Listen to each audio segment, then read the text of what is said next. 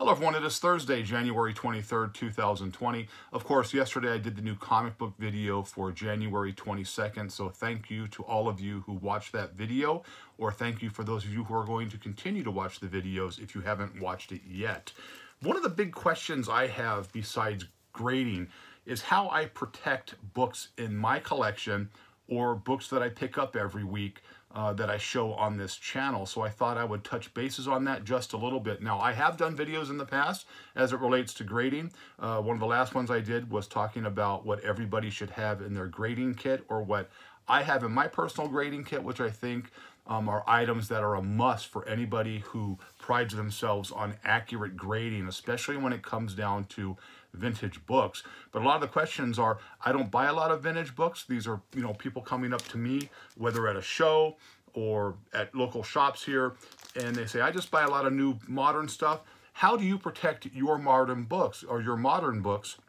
Because I get a lot of comments from people saying, hey, I like the way your books look on the videos. So I thought, you know what, let me do a quick video and show everybody my process. Now, my process is my process. It might not work for everybody, and there is a cost factor involved in that, but I will go over some of the pros for me as to why I do those things. So the first thing we're going to talk about are modern books, the books that I show basically every week.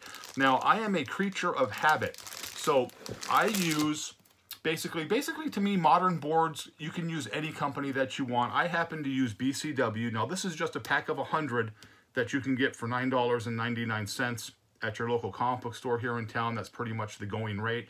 I buy in bulk. I buy boxes of 1,000, which are just loose boards, and I get those for a rough cost factor of about 6 cents a board. So that works out well for me. Now, if you buy new books at comic shops, more than likely you're getting a free bag and board. Now, I am, like I stated, I'm a creature of habit. This is the only bag I will use for modern books. This is BCW. This is modern, current for thick comics. It gives you a little bit more room on either side.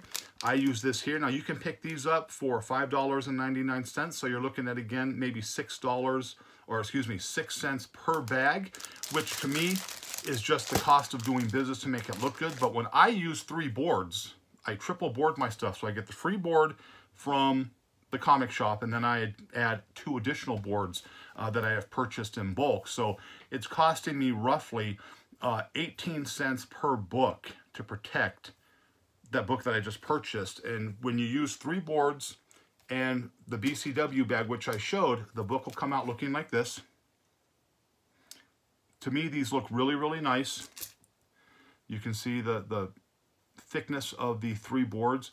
Now, there are people out there who are like, I'm not going to spend money to do that, but this is my thought process. A lot of things that I'm showing is just inventory. I've stated that in the past. If you go to if you go to comic shows, or you go to local shops, there are people who really don't pay too much attention to the condition of your book. They're going to rifle through the books on the table. They're going to look for the things that they want, to look for the one book that they want, and if they damage 5 or 6 books in the process of doing that, they really don't care. And if you don't believe me, watch how some people just thumb through the books real fast. It's kind of sickening to do that. So over the years, and I've been doing this for many years, over the years, it's one of those things where, how can I protect my investment? Because this is investment. Whether you resell or not, the books that you spend are hard-earned money, and that's an investment. I found that using triple boards protects a little bit more because they don't bend as easy, and it's going to protect that spine with 3 boards. When it's time to change out the boards, which everybody has to do, boards don't last forever, and you have to change out boards roughly every 5 to 6 years, depending on part of the country that you live in and the weather or the humidity level. All you have to do when you do this is you take out the old bag, you put a new bag in, and you can rotate the board front to back. So you have 3 levels of board protection on that, because the boards aren't going to get damaged. The inside board is going to have a little bit of maybe acid depending on the type of books you're putting in there. So just rotating that to the back isn't going to do anything to the book. That saves a little bit of money. Again, there is an initial cost factor in doing that. If you're going to spend 18 cents per book, if you do 1,000 books, it's $180. And I've had people say I have better things to do with $180 than to triple board and bag my books. True, there are some people who can't afford that. But the way that I look at it is if you just use the basic $3.99 cost of a book, which is pretty much the average price of a comic book these days is $3.99. If you buy 1,000 books, you have spent $4,000, or between $3,600 and $4,000, depending on what type of discount you get at your local LCS where you buy your books. Is $180 worth protecting a $4,000 investment? To me, it is, because condition is everything. I've always been that way. So, to me, the cost factor of 18 cents to protect a book is a no-brainer. Again, not everybody might have the funds to do that, but if you're going to resell in the future, or you want your collection to be worth as much as possible when that day comes where you may have to, or someone else has to resell it for you, don't you want your books in the best possible condition? So to me, the cost factor out of pocket to protect the books even more works a lot better. So for modern books, like I stated, BCW, current, modern current for thick comics. Again, you can get these $5.99 for a pack of 100 pretty much anywhere at any comic book shop. And then I use BCW boards because I can buy those in bulks of a box of 1,000. And again, that cost me around six cents a piece to do it that way, about 60 bucks for 1,000. So you save, $35 to $40 by buying in bulk rather than individual packs of 100. And then there is the final product right there. It looks really nice. Next up is the Silver Age books, Bronze Age books. So this is what I use. Again, I will use BCW. These are the regular Silver Age boards for 2 milliliter Mylar.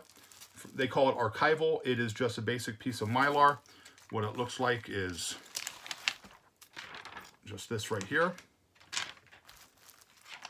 I will also use, again, Silver Age boards. Again, the boards don't mean a whole lot to me, any type of boards you can get, but for the sake of this conversation, I'm using BCW Silver Age boards right there. These are acid-free boards. It's important that you use acid-free boards. And then 3 boards, 1 archival, finished product right there. Really nice. Of course, this is a really beautiful House of Mystery 221 right there. Again, you can kind of see the thickness of the boards right there. And again, same price, 18 cents. This book, I mean, if you have books that are $30, $35, $40 and up, even $20, wouldn't you want to spend 18 cents to protect it the best way that you can? If you look at it from that context of trying to protect an investment, the financial aspect of it really doesn't make a huge difference, in the overall picture of things. So there is that there. Really, really nice. And then finally, one of my favorites is the Golden Age boards. Now, let me get back to the Silver Age real quick. Again, sorry for kind of rambling video. If I put a modern book in Mylar, which I very seldom do, I don't buy the modern Mylar. I just continue to use the Silver Age boards with the Silver Age Mylar because I like uniformity in all my stuff. So even if I have 20 modern books in a box of 100 additional Silver Age or Bronze Age books, the level and it's going to be the same universal across the board, throughout the box, which I like. So when I am doing Golden Age, or even early Silver, also has a wider area there. Again, we'll just use this. Comic Care boards, BCW boards, again, to me, the idea of a specific company for a board really doesn't matter to me as long as it's like an acid-free board or you get them at a good price. Now, Golden Age boards are a little bit more expensive. This is $7 for 50, so your cost factor goes up a little bit, but a lot of people don't have tons of Golden Age boards, so it kind of balances out in the long run. What I use for that is a Mylite 2 right here. Mylite 2 for Silver and Golden Age comics. Again, this is a pack of 50. You get them in packs of 50 for the Mylar in this. So here is this here. And then if you're doing a regular Golden Age book, I'm going to show you a Walt Disney Donald Duck book. It'll kind of look like this. There's a little bit more give in the Mylites too. And then with the triple board, there, what it kind of looks like there. But again, Mylar makes everything look beautiful here. Now, if I am doing a more expensive book or a pre-code Golden Age or Golden Age from the 40s or something of that nature, I will then use 2 Golden Age books, Golden Age boards, and I will put a halfback from E. Gerber, only a halfback. That's all. I prefer the halfback, not the fullback. There is a little bit different in cost factor between a half and a full. I will use the halfback board. Kind of looks like this. There's kind of a rigid feel on the outside of this. Now the rigid part is the part that goes on the back of the book, because the halfback board would be the one that's closest to the book itself. And again, same thing. I will use the same MyLights. I think, is it the MyLights? It is the MyLights that I use for that, the MyLight 2s. And when all is said and done, this is what it'll look like. This is from 1949. This is Jumbo Comics. And again, this is 2 regular Golden Age, 1 halfback. And I just think that looks absolutely fantastic right there. You just look at that. That looks great. That is a fantastic looking book. There's no slide of the book. And again, when you put them in the boxes, and if people, ultimately you have people looking at your books and they're going through it, there's going to be more rigidity to that book to protect it even more. Now again, just kind of an off-the-wall video I thought I would do, because I get a lot of questions for this. And again, the cost factor might not be for everybody. Some people might not care if they get a little bit of spine damage. Again, everything that I do is for future inventory when I end up, selling things down the line, or when I do the local comic shows here in town. I want my books to look good. I want them to be top-notch. I want people to keep coming back, because ultimately, as you see the books that I show, I pride myself on high-condition books. I pride myself on accurate grading. And the way to do that is to keep your high-grade books in high-grade condition. You have to spend a little bit of money to protect them, even if you don't want to. I hate spending money on supplies. I'd rather use that money for additional books. But if the books are beat up, you're just costing yourself money down the line. And again, if you're spending, $4,000 over the course of a year on new books, isn't $180 or $200 worth protecting that investment? Because, that's not a lot of, that's, not chump change. That's a pretty good amount of money coming out of someone's pocket. And comic books add up fast because they are expensive. They're not 20 cents anymore. So for me, 18 cents on a $4 book is worth the profit, is worth the price. So again, just a real quick video. I don't know if people are going to like the video or not. If you want to see me talk about another subject, leave it in a comment down below. But again, I hope that answered the questions of the people who asked that.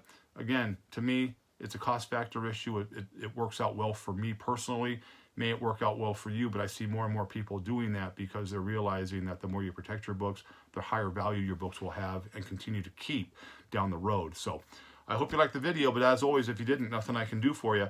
If you're not a subscriber, please subscribe. Thumbs up if you liked the video. If not, I'll see you real soon.